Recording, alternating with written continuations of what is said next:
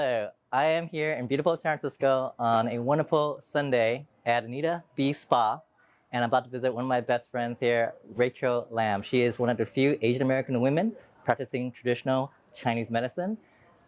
In addition to this awesome episode, I'm also going to get my own personal treatment. I cannot wait. Let's go check her out. Rachel, I am super excited to be here today. I want to learn more about traditional Chinese medicine, but I also want to know, how did you first get started with this in terms of what was your very first exposure? Most of us Asian Americans and Chinese Americans specifically got their exposure from home, like seeing these home remedies from our parents being passed down from generation to generation. Is that how you got exposed first? Yeah, definitely. So my family's from Hong Kong originally. And so growing up, I spent a lot of time in Hong Kong, especially in the summertime. And I think when I was there, I had a lot of skin issues myself, like psoriasis, eczema. And so my parents brought me to the Chinese medicine doctor, pretty much starting from when I was around 10 years old.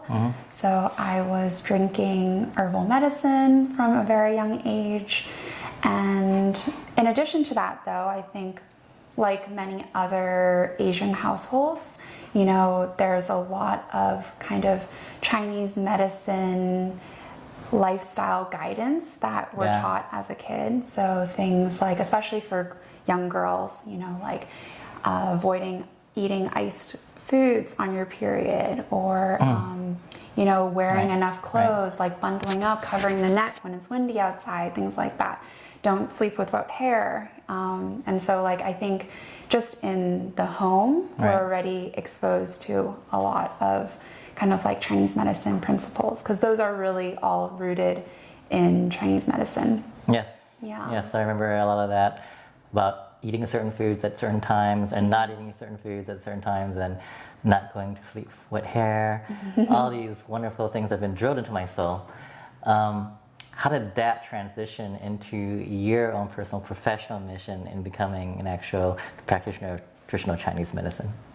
So I think as a kid, when you're growing up and your parents tell you all these things about what you can and you can't do, you probably are like really annoyed all the time, and you reject a lot of that.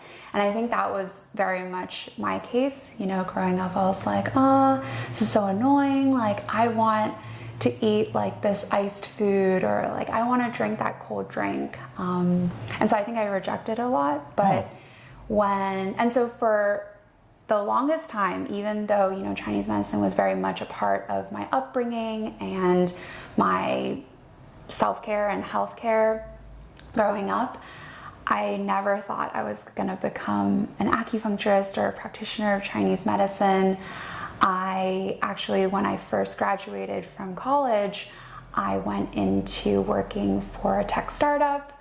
I was doing marketing and design work, and you know, something totally different. But I think working in a very high-paced, like fast environment, I burnt out really quickly, and I started getting a lot of these kind of like stress-related ailments, things that didn't really have a good, first of all, it didn't have like, it wasn't like a disease or illness that, you know, I was suffering from. It was more just like small things like migraines every day, or, you know, like digestive discomfort all the time. And there was like no good solution for it. And this is a time where I actually had to quit my job because I got so sick. Oh my gosh. And during that time, I went home, and my mom was like, "Oh, you know, you should probably go see your acupuncturist. You know, see if they can help you." And I had never felt better in my life. Like, I took that whole month to really dedicate myself to getting better, and realized just how big of an impact my acupuncturist had on my health and my well-being, but also realizing that a lot of the things that, you know, my parents told me when I was younger to do more of had really helped me feel better, and to take better care of myself. And after that experience, I actually went back to working in tech for another year or so. And I realized though that it just wasn't what I wanted to do anymore. And I thought, wow, you know, like the impact that my acupuncturist had on my life was so great that I really wanted to share that with others and also help other people like myself who, you know, were, you know, in the corporate world, like working like dogs, really. Right. And I think especially now in pandemic, everyone's working from home, and they're working like from the minute that they get out of bed to the minute that they go back into bed, right? So, I mean, that just kind of lifestyle just burns you out really quickly. And so I just really wanted to help others in that way. And that's why awesome. I decided to pursue this as a career. That's a beautiful story, and the fact that you actually found your calling by experiencing it yourself a second time as an adult and not just from your childhood. So let me get it straight. You graduated from Stanford, right? Mm-hmm. So went to Stanford, went to the high-tech job, which is awesome, but then came across a calling that you really loved. And as you were going through this educational process, did you ever get a chance to compare and contrast how Chinese medicine is actually practiced out here in America versus how it's integrated in where it originated from China? How is that different from both sides? Yeah, so I would say, I mean, because, you know, Chinese medicine is much more, you know, commonly accepted in China, I definitely think it's like much more integrated into different healthcare systems. So like in China, for example, they have like full-on hospitals that are dedicated to just Chinese medicine, or there are hospitals that will really combine the two. So there's like a Western medicine ward and a Chinese medicine ward, and in that sense, it's very integrated. You know, people are able to see both kinds of practitioners and have them really work together.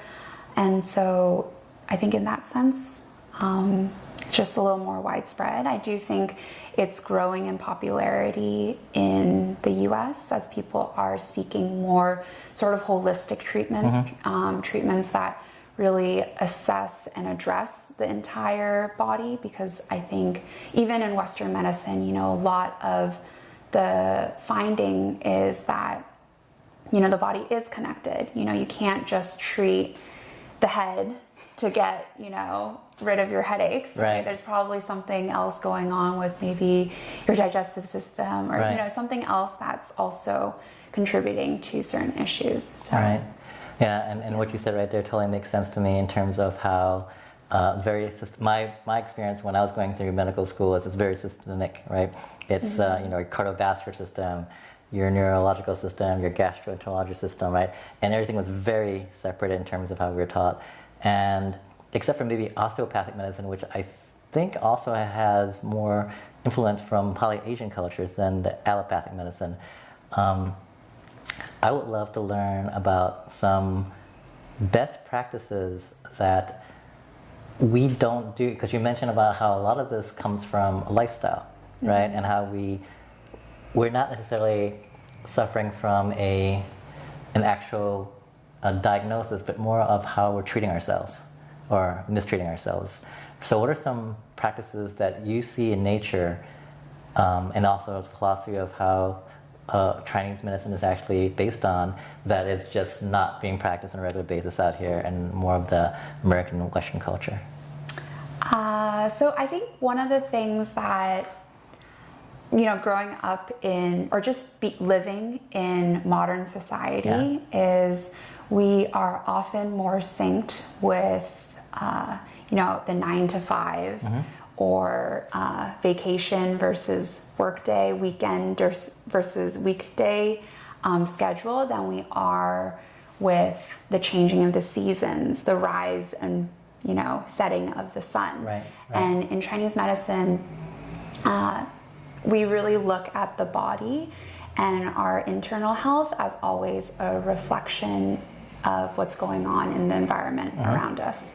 So in that sense, when I talk to patients about best lifestyle practices or what they can be doing better, like a lot of my job is helping my patients better understand their bodies and how to better listen to them.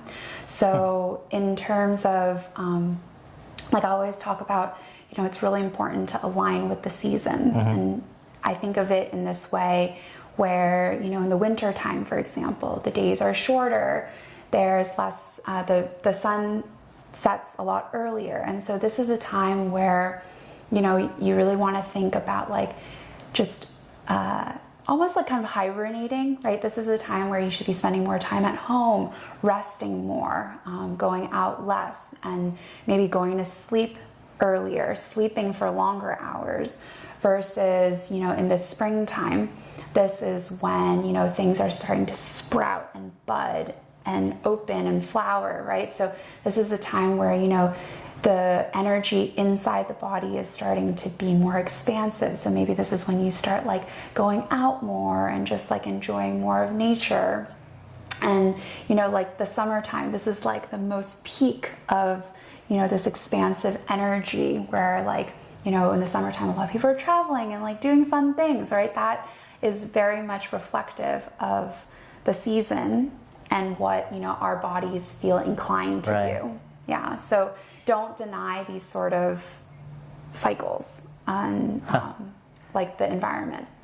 It makes a lot of sense. Yeah. It seems like we have used holidays to remind us of the cycles of the year, but we've completely blinded ourselves from a daily practice of it. Yeah. And another example that I, especially when working with women, is like teaching them how to better align with their menstrual cycle, right? This is something that I think a lot of women or like young girls, when we're growing up, there's a lot of shame around periods and like talking about menstruation.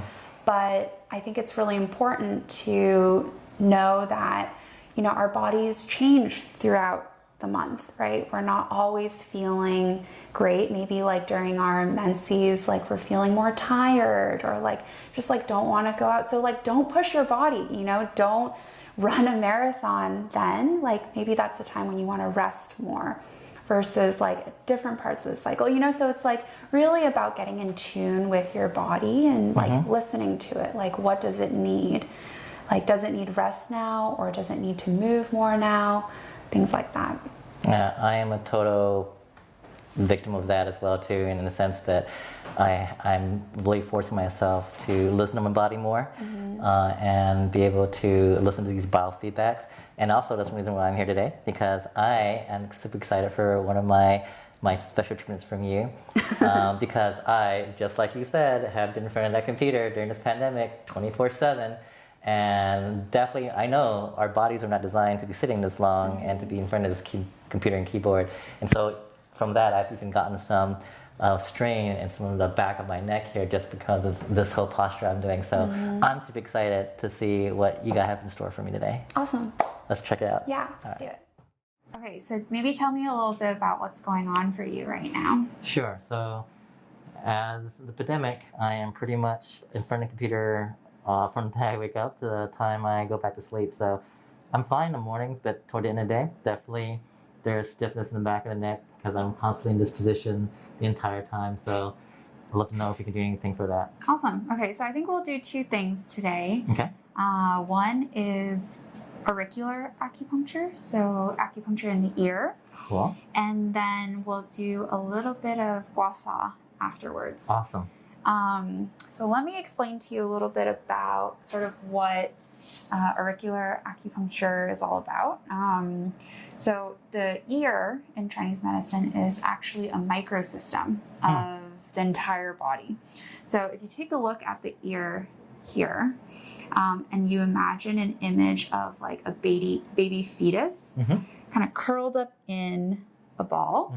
This is the head, this is the spine, and it's kind of wrapped up. Can you kind of imagine that? You can look at my ear too if you want to see. So it's inverted. Inverted. It's an upside down, right? So that's sort of how the ear maps to the rest of the body. Wow. So for you, for example, if your neck area is painful, right, I'll needle in that area. Wow. Okay. And so I'm first, before any needles or anything, I'm just going to use a probe Mhm. and I'm just going to palpate around the neck area. And I want you to tell me what areas are most tender for you. Okay. So usually in Chinese medicine, when we feel pain, that means that there's a blockage and we want to clear the blockage. Blockage equals pain. Makes And sense. free flow equals health and Okay. feel good. Okay, so just gonna palpate around this neck area. You tell me. Right there. Right here? Yep. It hurts? Okay, Yep. how about Right there. all over there? Okay. Yep. Okay. Definitely feel pain and pressure upon the application. Okay. Do you ever get any headaches? No. No headaches. No. Okay, that's good. So let's clean the ear. It's gonna be a little wet. I'm just wiping it with some alcohol. Awesome.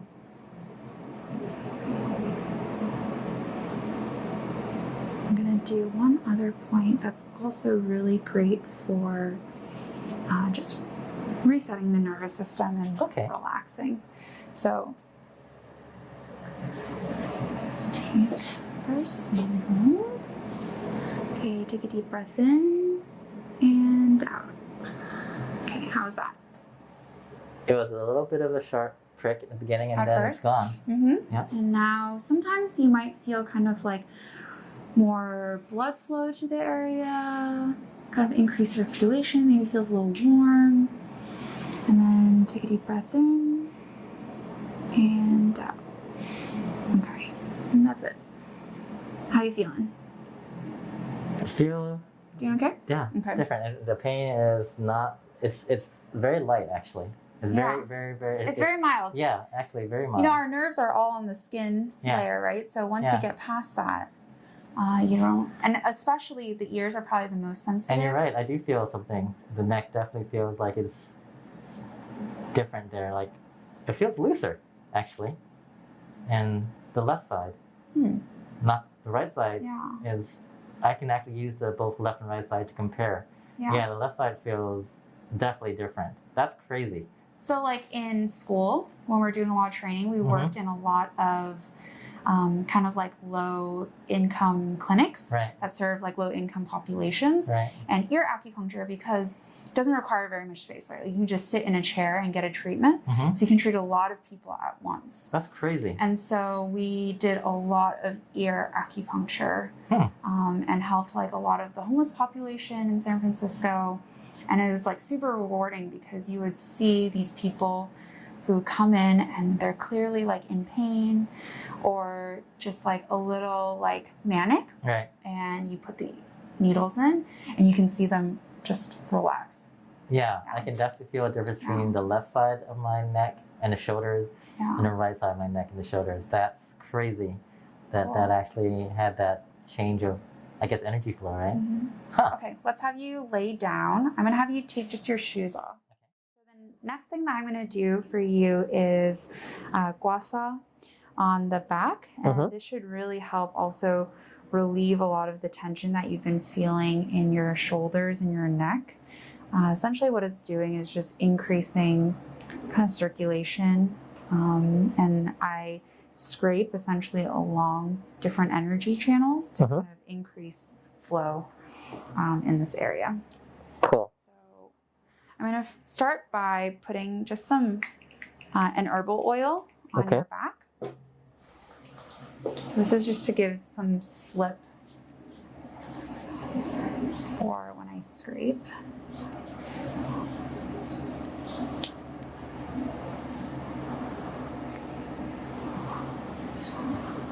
It smells good. You'll probably feel a slight cooling sensation as well. Okay, and so then I'm going to start scraping. Are you scraping along the energy lines? Is that what's happening? Yeah, so these are different energy channels of how qi flows through the body. So the guasa translates directly into, I guess, scraping sand. And so what happens as I'm scraping is redness starts to appear, little like red dots in different areas. And usually, depending on the color, that appears, whether it's like super red or dark purple, I can kind of tell sort of how much stagnation there is along the channels. And usually when there's more stagnation, like for example here, your shoulder area has turned kind of like a darker red much more quickly than different parts of your back. That to me indicates that there might be more pain or tension in this area. Yeah. How does it feel for you right now? Nice. Yeah. Definitely feels like there's tension being released.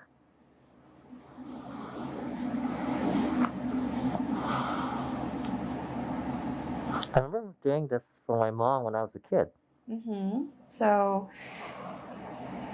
usually when we do it at home, one of the main reasons we do it is to kind of like boost our immunity, right? So sometimes when we're kind of feeling under the weather, maybe starting to feel like a little chills, fever, or like not feeling well, we'll scrape the back as well. And it's really interesting because there's been some research that's been done on this technique now, and it's shown that the immune system actually upregulates after this technique. Interesting. Yeah. And so energy flows from the head downwards then. Is that right? Not always. It flows in all directions. Oh. Yeah. It flows up and down, out and in. Yeah. So it's not just one direction. Cool. And with acupuncture and Chinese medicine, you're really trying to maintain a balanced flow throughout the body. Yeah.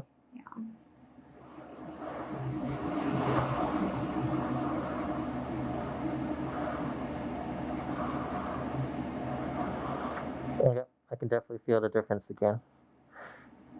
It's a cooling. Usually the feeling is very immediate. Yeah. Yeah. It's almost a cooling effect. And that's also like you're releasing a lot of the tension and pressure that was built in there, right? Yeah, definitely feel the difference.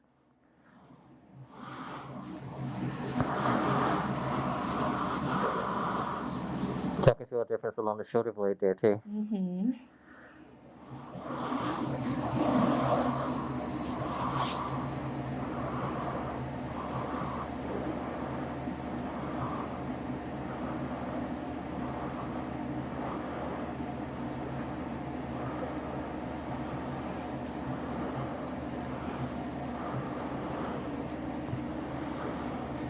So when people do this at home, is there a way they could do it wrong if they're not trained as a practitioner?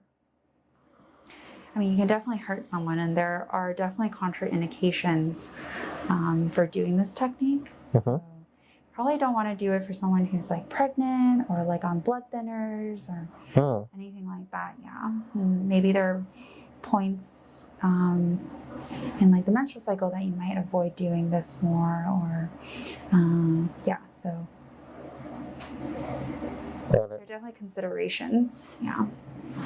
Yeah. But I think a lot of it is also really understanding the way that energy and blood flows through the body, through and an understanding of the energy channels.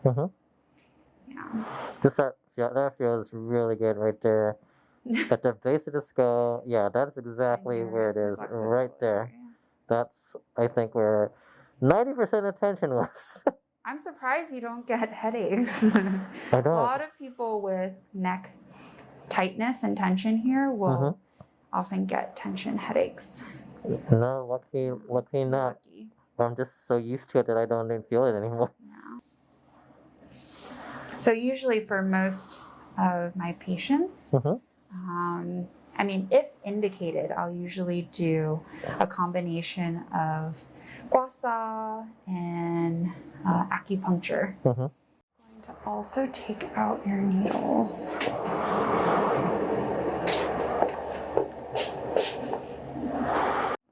And you're all set. Is that it? Yep, that's it. An exercise I really like teaching my patients is like if they stand against a wall, and keep your arms like this. Here, you can try it with me. You can come try it with me. Hold on. You're gonna do an action. Yeah. Okay, so yep, just like that. And then slowly, you wanna stand straight. So don't like jut your chest out too much. Yeah. So you're gonna slowly bring your arms up, straight, and then back down. So just shoulder blades against the wall. And so what you're gonna do is you're gonna try to engage this area right behind. The idea is you wanna try to open up your chest. Oh, I see. Yes. How long do I do this for? You could do it like a few reps, like throughout the day. The idea is consistency. Okay. Yeah. I can see, yeah, I'm definitely just focusing on the muscles between my shoulder blades right now to do this. Yeah. And I can see how that's actually just isolating, strengthening that part of the body, right? Yeah.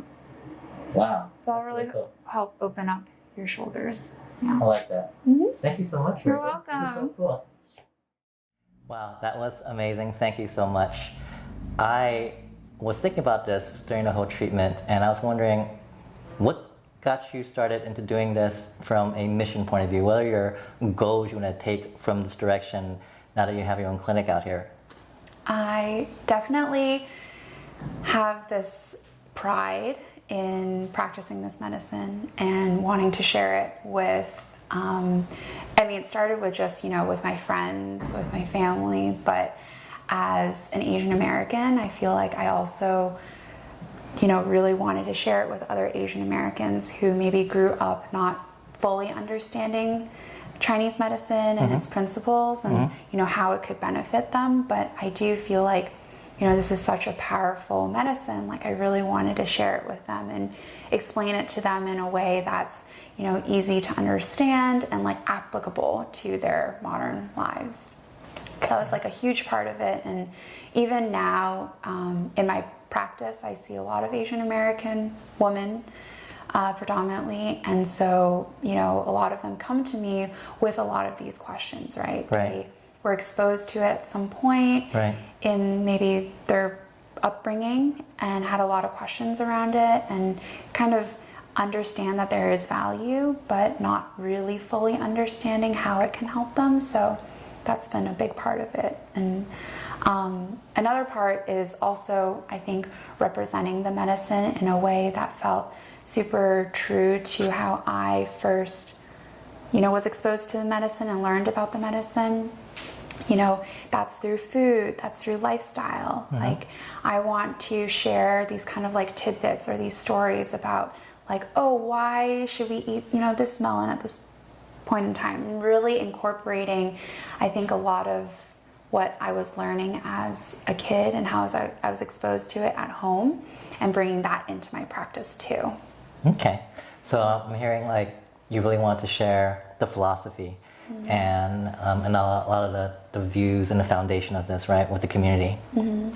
What was that like trying to share these really traditional rooted values that came from China, especially during the last few months where there was so much anti-Asian movement from the community because of the COVID virus? So I think that movement really made me kind of reflect on my role as an Asian American practitioner.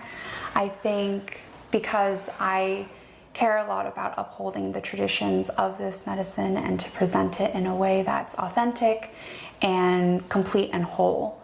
I think what I realized is as Chinese medicine gained popularity in the US, it actually came at a cost because a lot of the businesses or people who were promoting this medicine and making it kind of bigger and more accepted, a lot of them were non-Asian practitioners and some of them didn't even have Chinese medicine training. So an example would be, I think lately there's in the beauty industry, for example, facial gua sha has become very popular. Right. So a lot of estheticians or like even non-Chinese medicine practitioners have started to promote this form of massage and kind of deeming it as, this new beauty trend.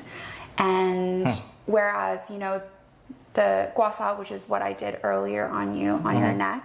You know, this has been practiced in Chinese medicine and is a very therapeutic form of treatment, right? And there's a lot of theory behind that. That's actually very deeply, you know, Chinese medicine. You know, we talk about the channels that you're scraping along and, you know, the energy and blood flow through these different areas. And so I think a lot of that gets lost when people who don't know much about the medicine and maybe aren't Chinese and haven't had proper exposure or education around this start to teach it. And this is very much, I think, a form of cultural appropriation. You know, people are benefiting and, you know, making lots of money off of like teaching guasa workshops without fully really understanding where this comes from and not even attributing, you know, this technique or this tradition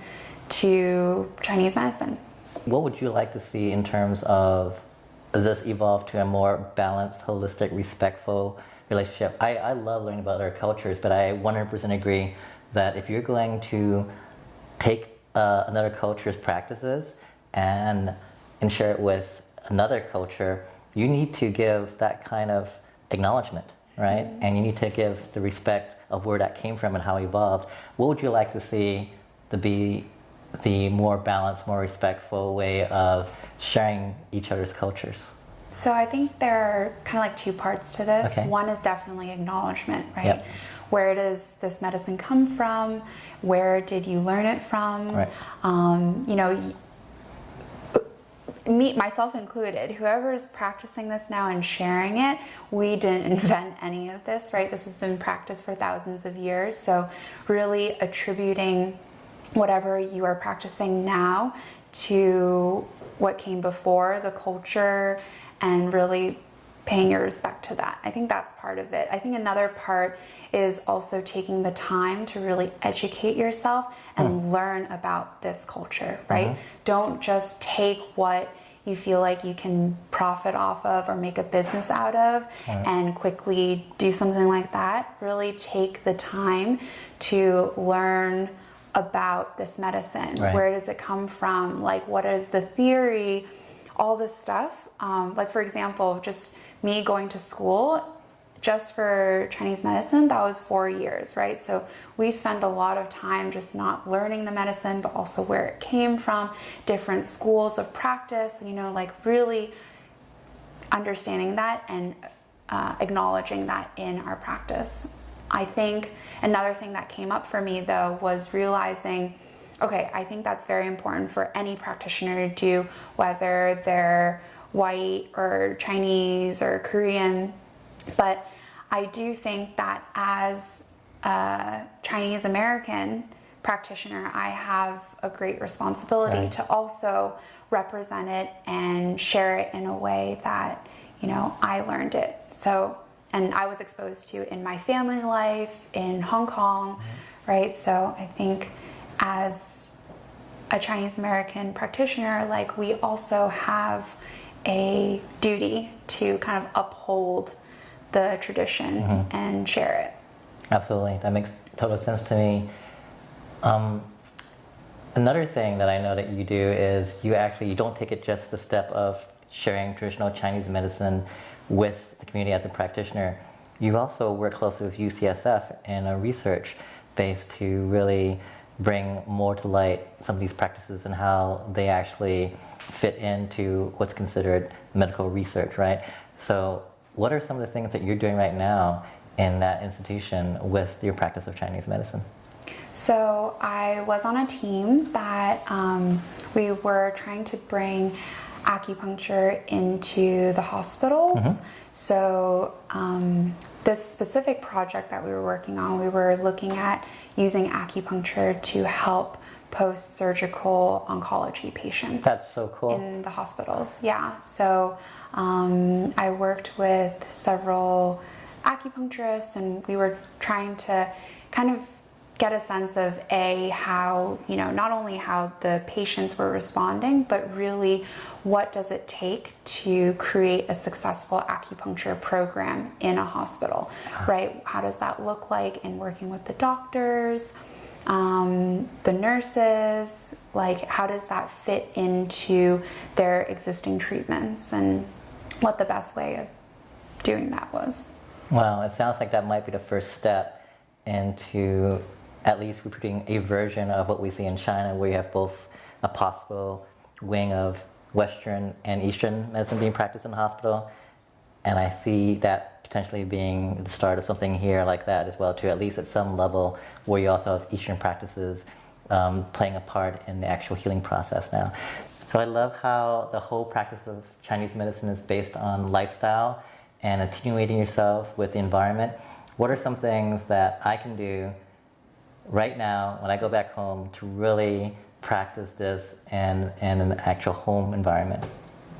So I think, at the risk of sounding like your mother, I can maybe explain maybe two things that you probably were told growing up.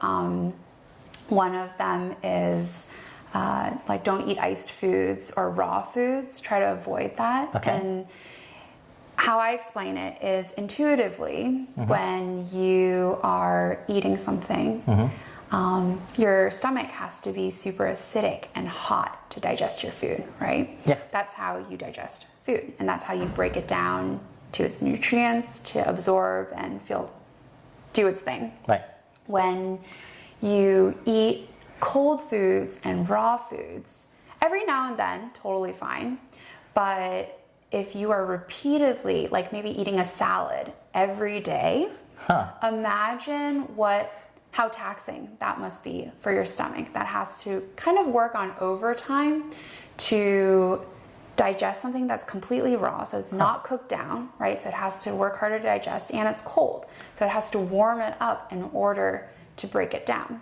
Wow, so when that makes sense. you make your digestive system kind of work harder, then over time it's gonna just not work as well, right? So that's one of them. I think another one is like, we're always told, like, don't go to bed with a wet head, right? And why is that? A lot of times, your mom might be like, you're gonna get a headache, right? Or yeah, exactly. things like that. And I think also with a wet head, if you think about it, if you sweat, right, that's your way of cooling down. And with a wet head, you are basically cooling your head. And what happens when it's kind of cold is you have lots of like blood vessels, blood running through here, right?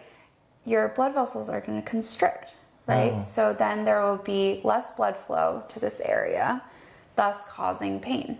And over time, that's also going to hurt your body, right? If your brain isn't getting enough blood or, circulation, it just like decreases the way your body works naturally. So. Gosh, I wish my mom could explain it like this, that I wouldn't have so many arguments with her, but that all makes sense. Yeah. That's genius. All right. Final question. What is your ultimate goal, the impact you want to leave behind for the community as you're now progressing down your journey of a practitioner? Definitely try Chinese medicine. Yeah. One of my goals really is to expose people to this medicine in a way that's really approachable, that's applicable to their everyday. So like explaining things like, what we were told as kids in a way that makes sense to us, that we can really understand. Right. And also learning that, I think we all grow up in, Western medicine kind of mindset, right? So when you're sick, you go to the doctor and they give you a pill or, do some procedure to make you feel better. But, in Chinese medicine, it's a lot more than just, like, I like to say that Chinese medicine is very holistic and it's a lifestyle medicine. So if you're not feeling well, it's not only that maybe I'm gonna, give you some herbal medicine to drink or maybe do some acupuncture, but you're also gonna make some small tweaks, in your lifestyle. Maybe go to bed earlier. Or changes in your diet, right? Maybe eat more warm cooked foods, and less raw foods, right? Maybe that's And that's really addressing the root cause of whatever your issues are. And so I think that is very much a goal for me, is like, you know, teaching people to kind of evaluate, you know, what is the root of their problem, and like making lifestyle changes to address that versus just, you know, taking a Tylenol or something like that. That's beautiful. Thank you so much, Rachel, for spending the beautiful Sunday with us and taking care of me. And I hope everyone out there embraces more of Chinese medicine. Give it a try. It is amazing. And I look forward to my next treatment. Thank you so much, Rachel. Thank you for having me. Absolutely.